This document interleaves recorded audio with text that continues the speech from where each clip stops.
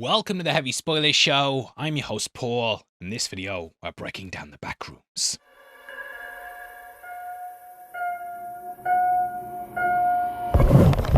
Sorry, Backrooms. Drop the D, it's cleaner. The brand new A24 Horror has a lot to unpack from it, and there's lots of unexplained things hanging over the ending. Throughout this video, I want to go through some of the big things in the movie and try to answer the unanswered questions. I know that trying to explain this film is like trying to tell someone to draw a dog who's never seen one, but yeah, gonna give it my best. Now the first question you probably have is, what are the Backrooms? Well, I'm sure you know by now as this movie's been out a couple of weeks, but in case you don't, Backrooms started as a creepypasta 4chan thread in 2019. Their users started talking about how you could end up in an infinite liminal indoor space with endless yellow walls, much like we see in the movie. People started building up the legend that you could no-clip or glitch through a wall in reality and end up in the Backrooms. If you've ever played a game where you've glitched through a wall or something, then you'll probably know the feeling, and users claimed it was happening in real life. A community then built up the mythology of the Backrooms, with every user adding in their own experience and lore. This became its own never-ending thing with nothing but personal touches, so in a way,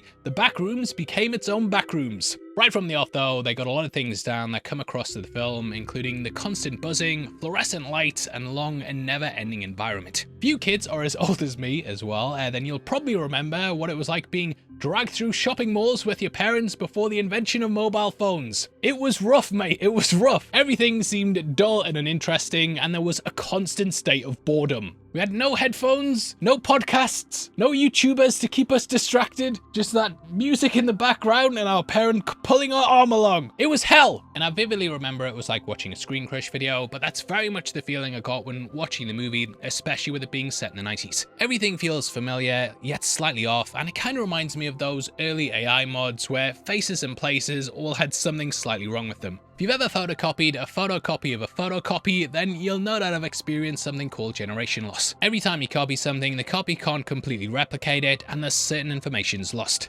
Doing this over and over would create something that barely resembles the original, and that's kind of what the Backrooms have become, which we see perfectly as we move through the floors and see Mary's childhood home over and over. The film itself is directed by Kane Parsons, who puts us in the shoes of Clark and Mary. The former is a divorced architect whose business is struggling, and he discovers a backroom when going through the underfloor. The entire movie is filled with an idea of duality and the thought that as is above, so is below. Beyond the backroom's entrance being in this basement, we also have the idea of duality laced throughout. For example, the logo for the film looks like the letters are shifted to create two of each of them. Clark doesn't know if the store's pirate themed or Ottoman Empire themed. Mary is obsessed with two concrete handprints from when she was younger, and so on and so on. Hell, even the therapy roleplay session is played out twice, with it happening in the real world and later in the Backrooms. At its most basic level though, the Backrooms feel like almost a memory trying to manifest itself. We all have a subconscious buried deep inside of us, and the backroom feels like it's filled with these lost moments. A window within, if you will. This is of course the name of Mary's book as well, which deals with tackling things buried within us. There's also an idea in physics that the past doesn't actually exist because all we do is inhabit the present. I'll let someone smarter than me explain that,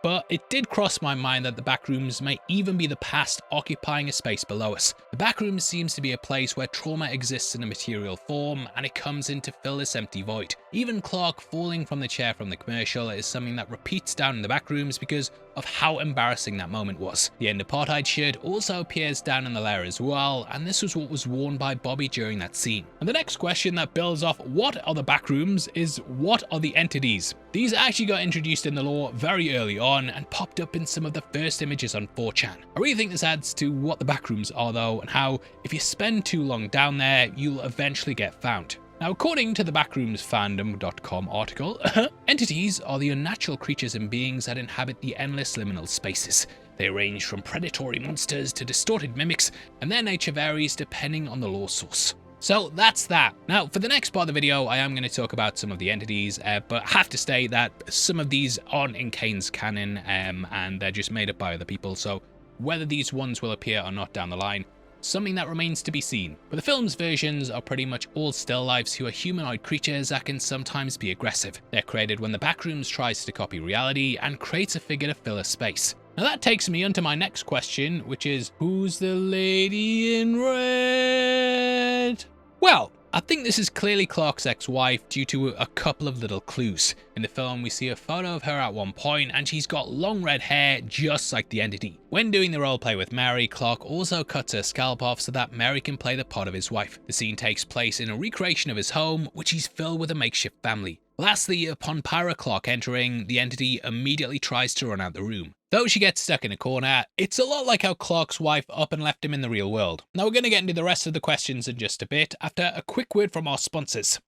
Now they say, what you don't know can't harm you. Let me tell you though, that is a lot of rubbish, and right now thousands of companies are collecting, aggregating and trading your personal data without you knowing anything about it. If you ever wonder how a spam caller or email got your info, then it's because of these guys. They're working away, blowing your phone up, and you can often hit a point where it's happening multiple times a day. They're just interrupting your life with things you don't want to need. As technology improves as well and you sign up to more things, your data is going to get passed around. AI is now involved too, and I'm sure you've had those robotic phone calls where they ask you if you've been in an accident or something. It's time to stop it. Now, though you have the right to request data brokers delete what information they have about you to protect your privacy, you have to do it manually, and every time you take one down, there's probably at least 2 more other companies that now have your data. However, there is a solution with our sponsors Incogni. If you use the code HEAVYSpoilers at incogni.com/heavyspoilers, you'll get an exclusive 60% off.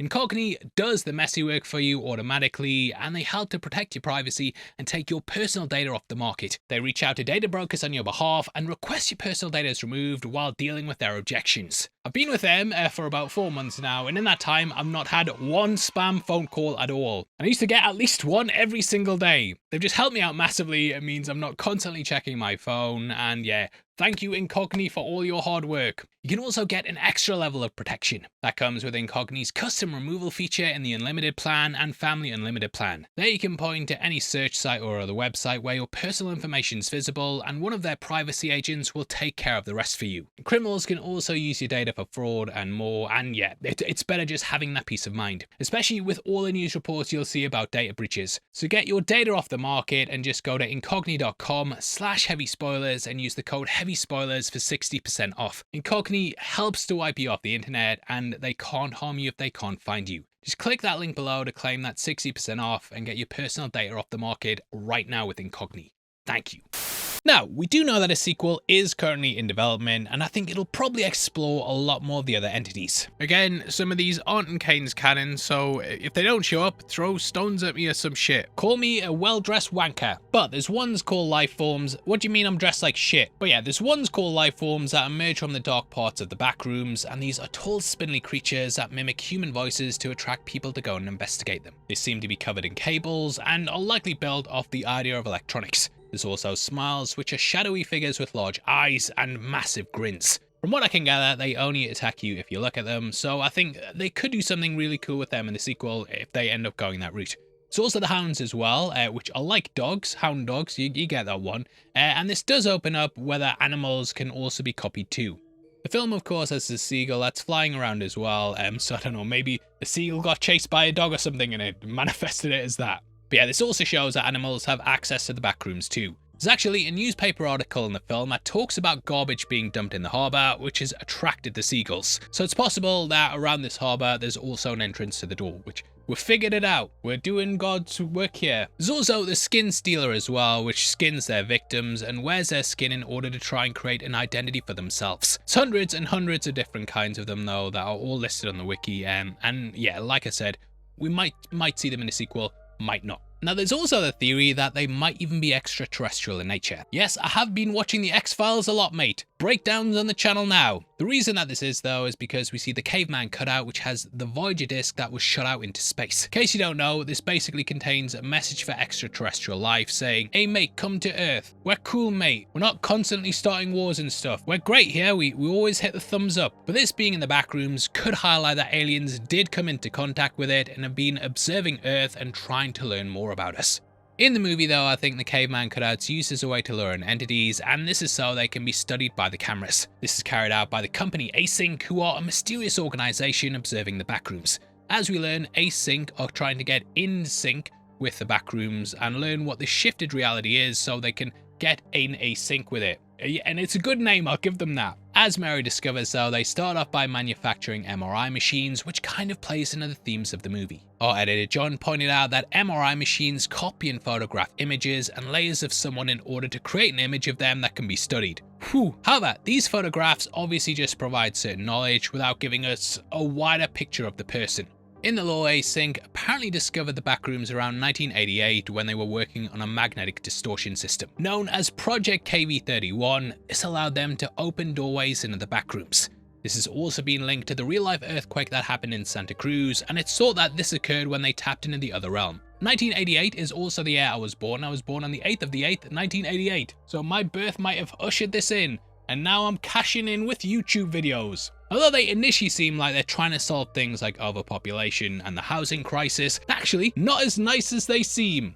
Turns out they're just after exploiting the space, all in the aims of corporate greed. Yay! Which I suppose you could even argue might be why they made the MRI machines. Yes, sure, they might have been doing it to help people, but they're doing it for money, money, money as well. But John pointed out that there's definitely like an anti-corporate / capitalism theme going on in addition to the trauma memory stuff. Most of the Backrooms are modelled after empty office space, and in the series, Async pitches to sell housing and storage space. Clark's main issue also stems from needing money, and it's clear that this is what destroyed his marriage. He's also a business owner who puts his employees at risk to explore the Backrooms, and Pirate Clark is a warped version of a corporate mascot who ends up consuming his staff along with Clark. Even when he's asked if he's alone as well, he says he's not because he has his employees, but they don't really seem to like you, Clark. Clearly, his world is a shell of what it should be though, which very much represents the Backrooms. Even him entering and seeing a big sign that says pot, well stop, but yeah, that doesn't trigger any alarm bells. Although you might think Pirate Clark is there because of Clark, I actually think he could be there for another reason. The entity appears throughout the movie even before Clark has entered the Backrooms, and he's the one who kills the Async researcher at the beginning. This takes place on June 19th though, but Clark doesn't enter until the 29th, so how can this be? Well, I'll tell you. I actually think that Pirate Clark is there because of Duplass. He of course entered the Backrooms before and is someone whose mind's likely filling the void. Personally, I think he saw Clark's advert on TV before observing him in there, and it's something that didn't really register. I think it was only upon seeing Clark on the camera and then seeing the commercial that something finally clicked for him and he realised that that's where the pirate was from. Hell, the guy with the lampshade and guy with the beard, they may have even been customers of Clark or something. He clearly doesn't remember them though, and his mind's just filling in the Backrooms from faces that he's seen. However, it's also possible that him living in the store is something that's filling it before he even enters. Time clearly works differently as well, and when we see the mural, you might also notice the figure being fed to Pirate Clark has something in their hand. This looks a lot like the clothes stand that Mary beats it with later on, so potentially there's just lots of timey-wimey wibbly wobbly stuff. Pirate Clark, the ship wheel, the no credit sign, and beach image, they're all there from the start. So time might just work differently, time might not even exist there, and when Clark shows up crazy at Mary's,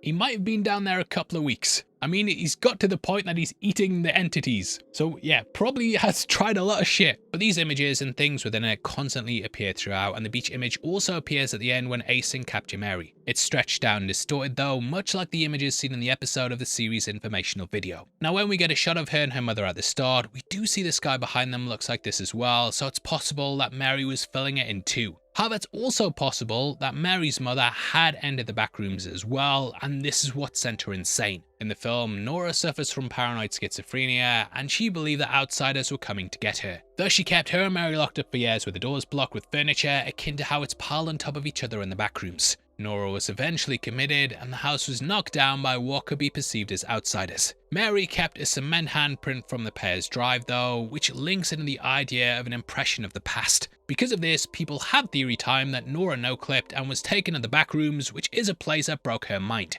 This is why she's so scared of people, or maybe things that look like people, and stays locked in safe from the world. Even the fact that the sky looked fake at the start as well, to me, that did make me think this might have been the case. The way we see the crane drop something on her and a young Mary could also highlight how they're being buried in the Backrooms.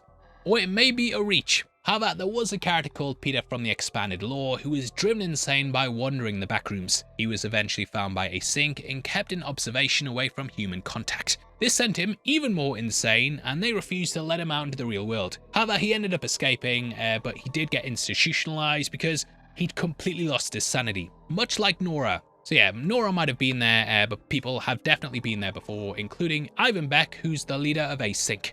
In the expanded lore, he had previous knowledge of the Backrooms and used this to explore the space. There's also the fact that the Backrooms have an effect on the real world. As we see, there's wonky switches on the circuit breaker, and the fact the lights keep going out shows that something is affecting reality. I think that just as much as the people affect the Backrooms also end up affecting them. For example, the world of the store has some subliminal things in it that hint at this greater world. On the outside, someone's spray painted ripoff, which clearly is talking about the prices at the store. However, it could also be a nod of how the Backrooms themselves are a ripoff of the real world, aka a fake version. There's also a sign in the basement that says more downstairs. Beyond that, we have Duplass watching Never-Ending Story, which feels like the never-ending nature of the Backrooms. Throughout the film, you also hear the idea of constant loops and how neural pathways keep us locked within them. This is highlighted by the end in which Mary can only see the outside world through a window like when she was younger. I think it's poetic, especially since the mural she found of Pyra Clark showed a window at the top. She then smiles at the irony of her being unable to escape her loop, and we see as the Backrooms are now filled with more trauma. We close out with a version of her being created just like Pyra Clark, which highlights an aspect of her will now wander the Backrooms.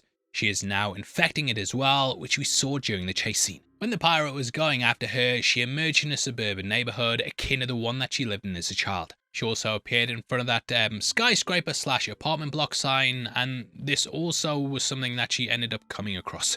So there's this constant infection and one person's life bleeding into others. There's also Clark who's killed while his pirate version's captured and dissected. Clark is a very unreliable narrator and is probably downplaying the abuse towards his wife. I mean, the guy was pretty chill about having cats head in the freezer, but he wanted kids though, and we did see that he had a weird parent-child relationship with Pyra Clark. A pirate-child relationship. But yeah, Clark wants to be a parent, but gets picked up like a baby and then eaten by the darker version of himself. Pyra Clark is Clark's anger and shame personified, and he eats him because he's copying Clark eating the still life guy at the dinner table. The creature also arrives when Clark accepts that he refuses to change, and it consumes him because he's now stuck in the same loop as the entities.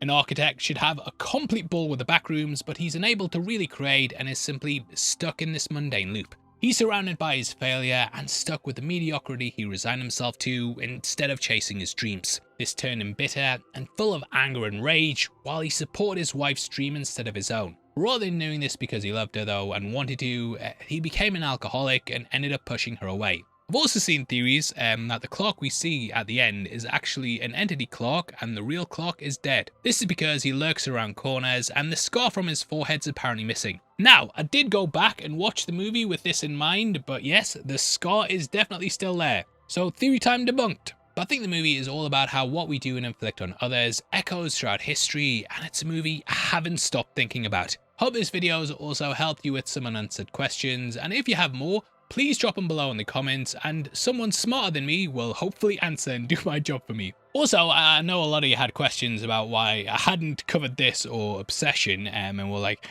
what the hell, does Heavy Spoilers only do old movies anymore? Well, yes, sort of. Burn his whole channel down. I wish you fucking would, mate. But the truth is, I've actually been on holiday, and though I wanted to be like, mate, I'm on holiday, I can't do them at the moment. If you've ever spoke to someone in insurance who's got your home insurance, they'll say, if you go abroad, do not post that you're away. And I've got millions of followers, and I don't think if we got robbed, I'd have much of a claim after telling millions of people I wasn't in the house for a week. If you know YouTubers as well, mate, then you'll know that when you go away, you kind of need to do 2 weeks worth of work in 1 week, so you have stuff constantly going out. As I'm sure you can see, I'm a big James Bond fan. I haven't had time to take the stuff down. And I did want to cover First Light, which, yeah, was something I've been looking forward to for quite a while. If you watched that video as well, then you know we went to places like the Aston Workshop to shoot with a DB5 and stuff, and I, of course, also had to play the game. And I have to say, mate, nothing makes me respect gamers more than realizing they have to go through a 20-hour thing while I get to watch a 2-hour movie. Anyway, that took all the time up. Obviously, you know, we knew last year as well what the movie slate was for this week when we booked the trip, and I picked this week because I had no idea what Obsession and Backrooms would, and I had no idea they'd be such big things. And hey, neither did Lucasfilm apparently. So yeah, we will be doing an in-depth video on Obsession when it releases digitally, and doing a more in-depth video on this one when it comes out digitally as well. I'll also say something like, if you want to watch more videos on Backrooms, then check out Colton at Screen Crush, but it would actually help me out more if you went there and clicked don't recommend channel. So cheers for that, mate. Do not tell Colton I said that, but please drop a like on the video and drop a comment with all your thoughts below. And I know people, another unanswered question is, do you have beef with Screen Crush? No, we're good mates. It's a bit, it's a banter. But yeah, go do that as well, please. And if you want to follow us on Instagram and see my holiday pics, then go and check us out at Heavy Spoilers. Did you know as well that members of the channel also get early access to videos like this every single week, and for just 99 cents a month, you get at least one big breakdown a week before anyone else. We also have our merch store with our Obsession shirt below just there, and a big discount of sales too. Sale. I feel like Pirate Clock right now. But huge thank you for sitting through this video. I've been your host, Paul. You've been the best. I'll see you next time, and this has been the longest outro ever, but take care. Next time, baby.